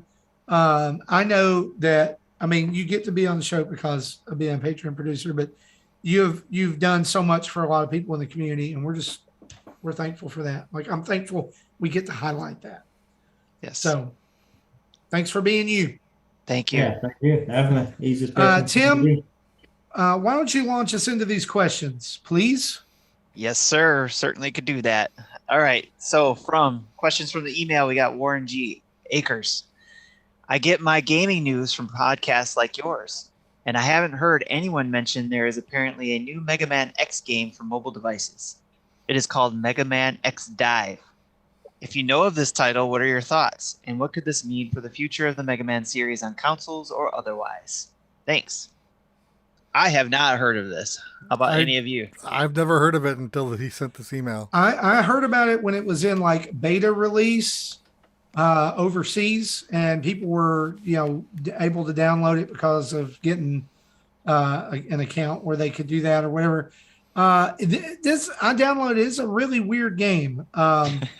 It takes like the first 3 Mega Man X games and kind of mashes some things up with brand new stuff. And y'all, it's touchscreen.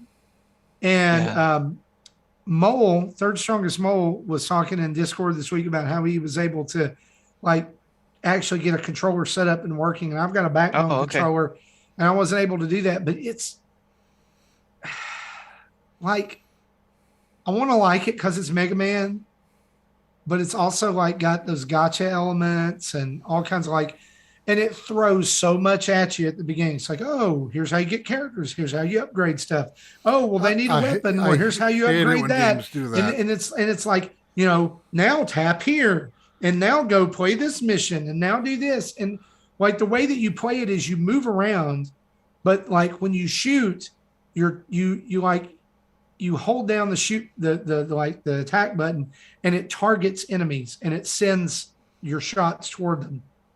And so it's kind of like you're playing Mega Man and kind of not, but then like it also requires an absolutely constant internet connection. So that's another red box it's for kind you. of slimy. Kind of feels kind of slimy. Kind of feels like, we want you to spend money from the very beginning. Yeah. It's still on my phone. I'm gonna try it again, but it didn't, like, I haven't gone back and played it in like a couple of days. Okay, fair enough. Love to hear more about it if you do go back into it, or even Warren, if you want to post anything about it if you tried it. Love to hear what your thoughts are on it as well. Next one is from an email from Mecha Dragon 101, constant contributor to our show. Thank you, Mecha. A voice message from that guy that came up from the last podcast got me thinking, honestly, how his wife doesn't want to be called a gamer. But if you think about it, if you play any kind of video game, wouldn't that be definition make you a gamer? Or by definition, make you a gamer? A gamer by default is just someone who enjoys playing any kind of game, not just video games. So someone who loves playing tic-tac-toe, go fish, or even a sport like baseball should be considered a gamer, in quotations. Guess my question here is, what do you classify as a gamer? And why do you think people don't like being called a gamer? Remember how everyone hated Nintendo for making those I'm not a gamer ads for DS? I actually don't remember that commercial. I don't either. I remember that one. I'm sure it was there, but I don't remember. So what do you classify?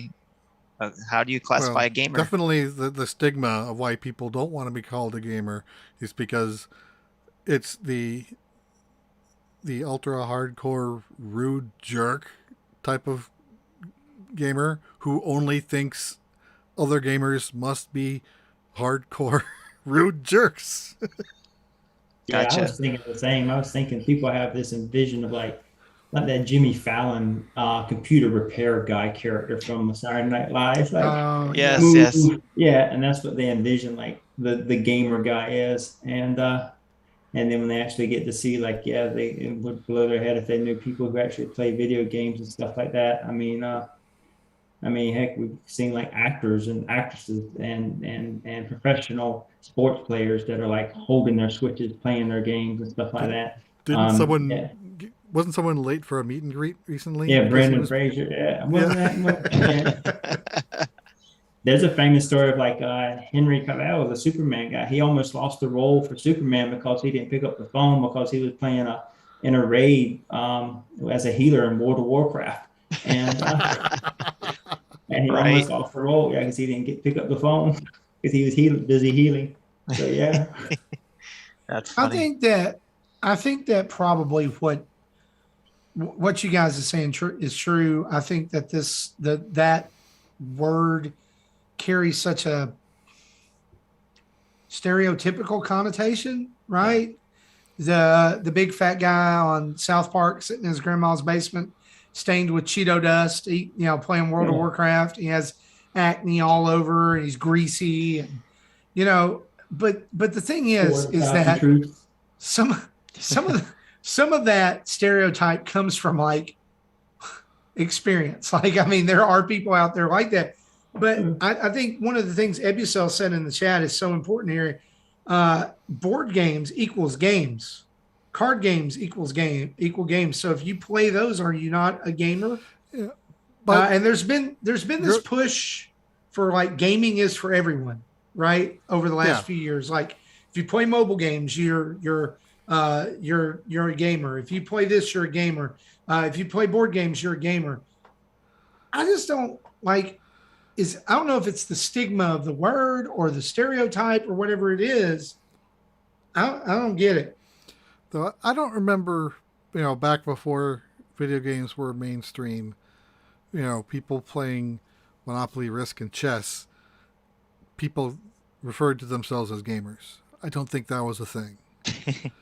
So I think the term gamer really, is more video gamey than board gamey and card gamey. Yes. You'd call yourself something else if you don't play video games, but you play Catan every weekend.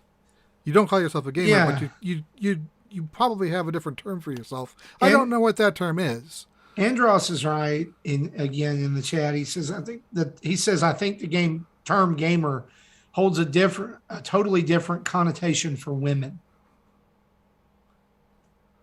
That's true.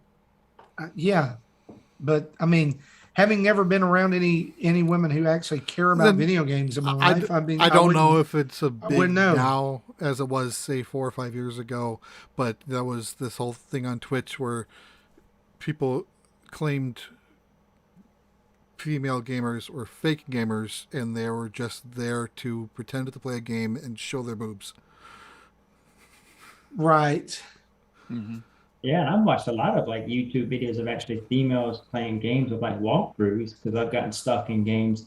So I mean, I've watched plenty of female gamers, and I've like mad respect. I mean, you definitely. I mean, you're legit. I mean, I don't pause some questions and be like, oh, it's a female. Let me find a guy. I mean, no, I'm like, I don't see that. I just see, oh, it's a gamer. Okay, let me just see if how she did it, so I can see how she did it, so I can pull it off.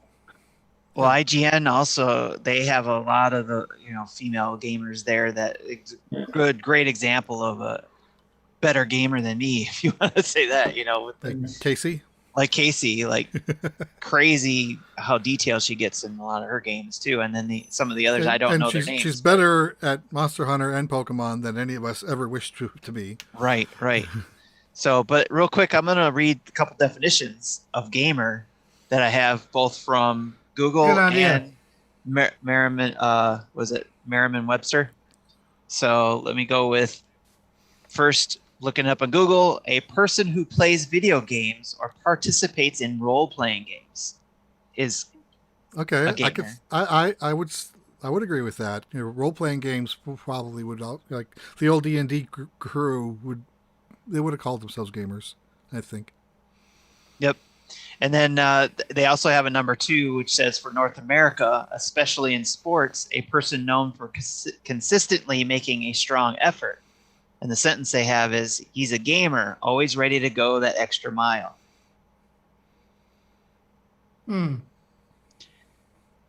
So Merriam-Webster says, number 1, a player who is game,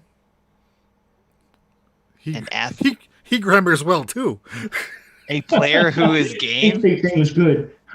Especially an athlete who relishes competition. And then number 2 is a person who plays games, a person who regularly plays computer or video games. Okay, so both of them are kind of leaning in video games and sports. Yeah. But again, none of them mentioned board games or card games or tag. Right.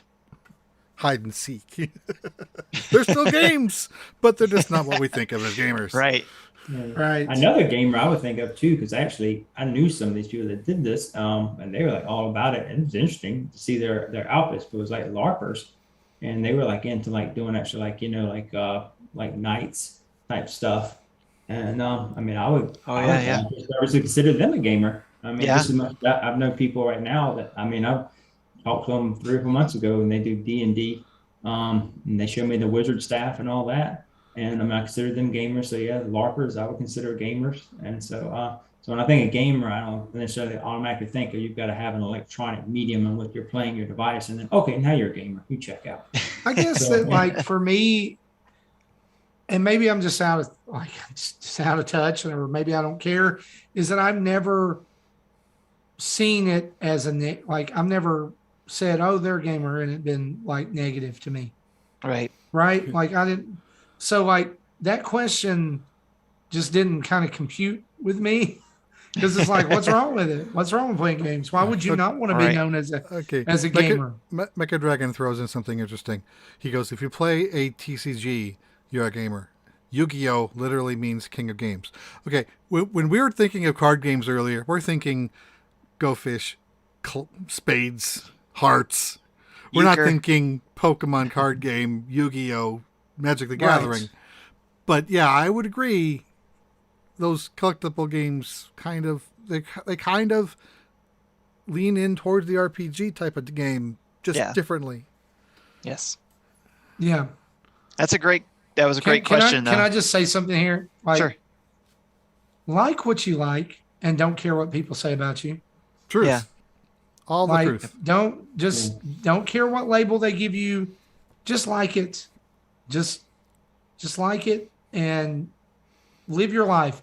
God forbid that in this nightmarish hellscape of 2021 that we allow someone to steal the fleeting joy in our life because we worry about a title that someone might give us for enjoying it.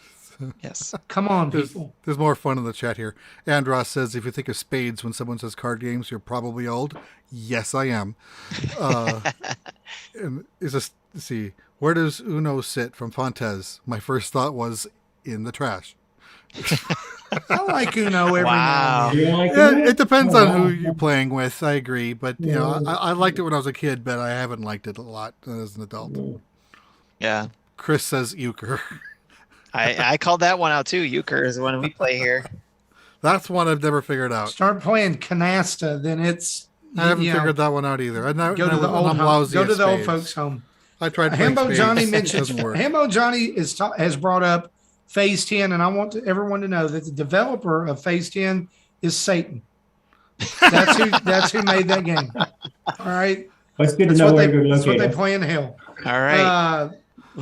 Let's move on here. Yep. So that was a great question. Thanks, Mecha Dragon, again for bringing the great questions. But before I get to the questions that are for Solo, personally, I thought maybe we could jump straight to the voicemail and then come back to the questions for Solo. All right, here we go. This is from Christian, the same guy who had the voicemail last week. Hey guys, this is Christian again. I called about 2 weeks ago, and my daughter got so excited about hearing my voice on your podcast, she wanted to ask a question as well. Her name is Tegan, and she had a couple questions for you. Go ahead, Tegan. I have a question. What's your favorite donut? And if there's any new updates on Utopia, if you know. That's basically my question. Okay. So her two questions are, what's your favorite donut? And also, if you guys had any inside scoop on Utopia. All right, guys. Thanks again for all your hard work, and we hope you have a great day. That's awesome. I have to say that Tegan is an awesome name because that's my daughter's middle name. Sophie cool. Tegan. So I approve of that. But you lit up Marty's face with that question about your favorite donut. Yes. So Marty, if you what is your favorite donut? If you only listen to this in audio, go look at the YouTube video at about the 152 mark and just look at Marty's face. God, there's so many good donuts. But I will say this: my favorite donut. I'm gonna pick two because I just can't pick one. All right. My favorite donut would be there is a place here near us that has a farmer's market, and it's open from like right now through the beginning of April-ish. And there is a Mennonite family who comes there, and they do homemade donuts out of the back of a truck that are about as big around as your face, and they're $3. Wow. And they're hot glazed cake donuts, and they are so good. And the other is there's a local donut place here that does a blueberry cake donut that is just ridiculous. So there you go. All right, Eston. Oh, well. You got one? Yeah, I assume that she's listening in to this to see the answer to her question. So, I mean, I hate to tell her, so I'm talking to her when I say this, but I hate to tell you, sweetheart, but yeah, I don't eat donuts. I'm not a big fan of donuts at all. And that's completely fair too. Yes. Yeah, I mean, Where's the sad eject about it, but I button? don't eat donuts at all. I don't have a favorite one. Where is it? love Where do we Dunkin' kick him Donuts out? coffee. I love Krispy Kreme coffee, but I don't eat donuts. That's fair. It's fair. Do you have something that's close to donuts that you do eat? Oh, a sweet that I do like a lot. Yeah. Yes. Sure. I love peppermint patties. There you go. York peppermint patties. Yeah, I love eating those. And then I do like eating the little like Hershey's, little like bite-sized, fun-size dark chocolates. Yes, those are good. I like those too. Yeah. Have you ever encountered a donut that was made with York peppermint patties in mind? Have you ever seen anything like that? And then would you Not eat out in the that? wild, no. Have you? Where can I I've seen allocate them. this resource? I've seen them. There's Somebody some in the very chat- creative donut places. Somebody in the chat said, just put in there a few minutes ago, don't you dare say flaming hot Cheeto donut. Hey, for Extra Life last year, I ate a ghost pepper donut. Does that count?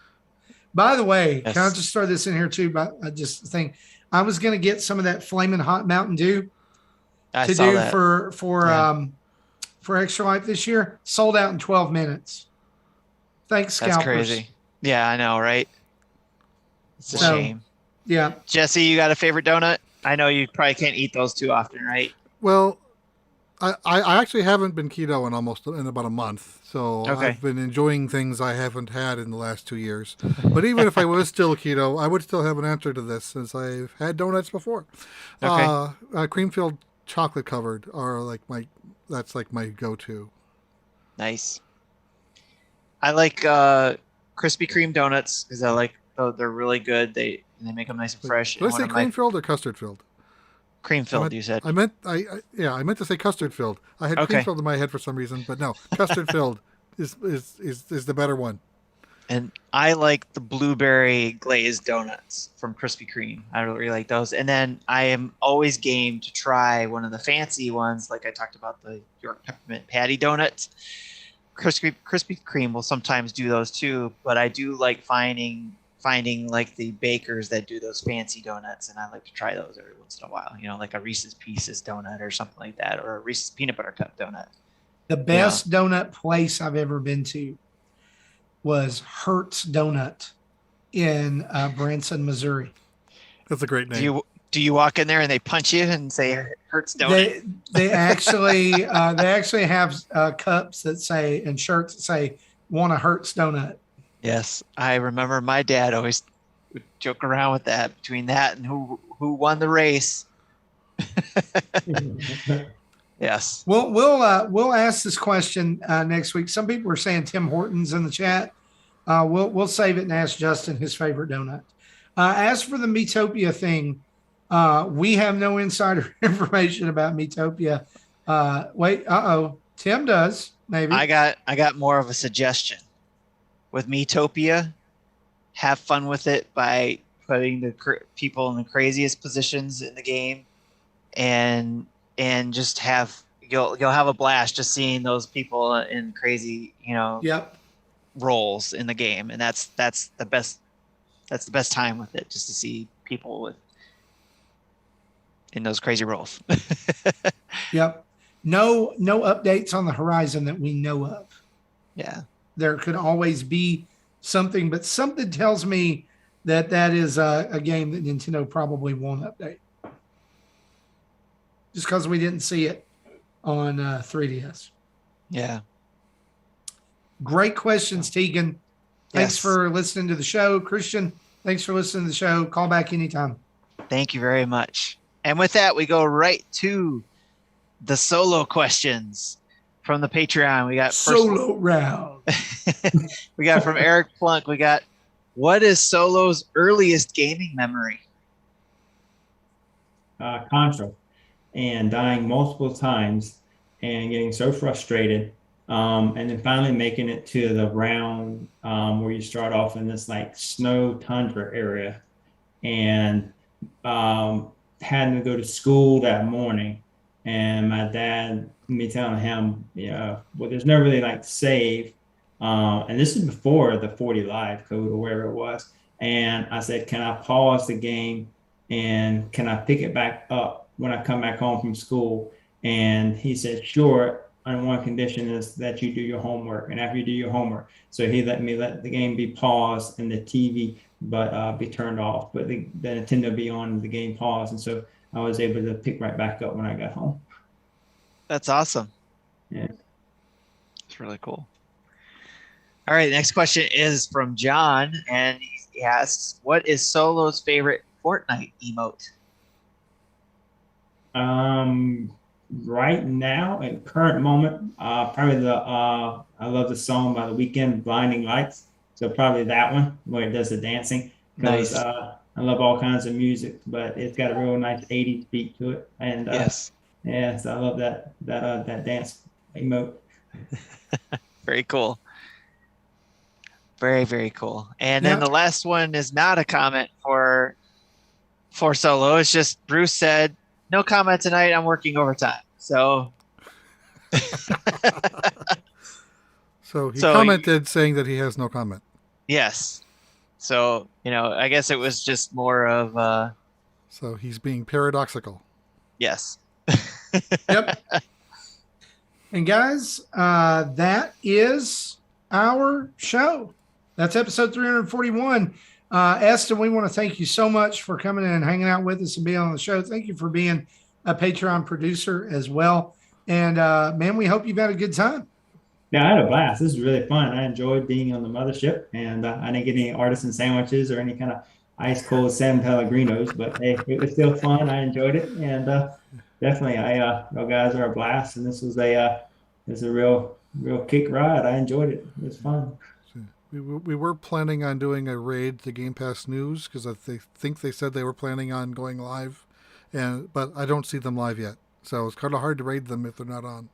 Oh, geez. Come on, guys. True. You're supposed to be on. Yep.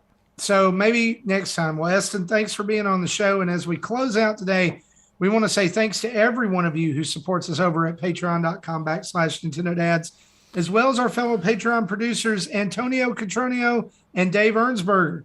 We also want to thank our YouTube followers, almost 5,700 subscribers there, and almost 1,100 subscribers on Twitch. And a big thank you to our 16 Twitch subscribers who also get access to our Discord community and activities. Remember, you can get 20% and free shipping off your Manscaped order with the code NINDADS. That's NINDADS, NINDADS. We're going to remind you to head over to nintendodads.org to check out all of our tweets and links and Extra Life and our store and merch and all that good stuff. And just like Christian, you can call in and leave a voicemail at 929-25-NDADS. That's 929-256-3237. Or you can email us at nintendodads@gmail.com. Big thanks to OC Remix for the music you hear throughout the show.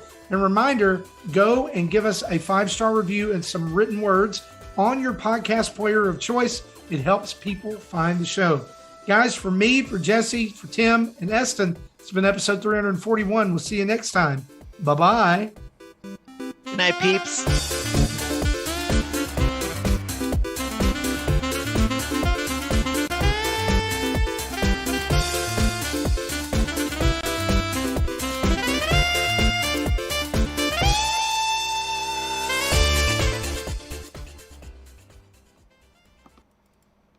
Thank you for listening into Nintendo Dads. Justin, you boob! I don't know what animal this is or what Pokemon this is. I hate you all.